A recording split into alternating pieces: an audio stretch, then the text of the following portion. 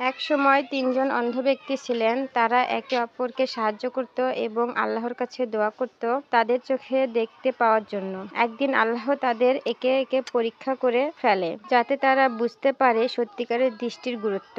প্রথম ব্যক্তি দোয়া করল, আল্লাহ আমাকে দৃষ্টিশক্তি দাও যাতে আমি পৃথিবী দেখতে পাই। আল্লাহ তার দোয়া কবুল করলেন এবং সে দেখতে পেয়ে গেল। দ্বিতীয় ব্যক্তি বলল, আল্লাহ আমার চোখে দৃষ্টি ফিরিয়ে দিন যাতে আমি মানুষের মুখ দেখতে পারি। তার দোয়া নিয়েও আল্লাহ তার চোখে দৃষ্টি দিলেন। তৃতীয় ব্যক্তি বলল, আল্লাহ আমার চোখ দিয়ে পৃথিবীটা দেখার প্রয়োজন নেই, তবে আমি যদি মানুষের হক আদায় করতে পারি আমার দৃষ্টির প্রয়োজন নেই। আল্লাহ তার ইচ্ছাকে সম্মান জানিয়ে তাকে সত্যিকারের অন্ধত্ব দান করলেন, যেহেতু তার বিশ্বাস ছিল যে যেকোনো পরিস্থিতিতে সৎ থাকা ও মানুষের হক রক্ষা করাই মূল্য।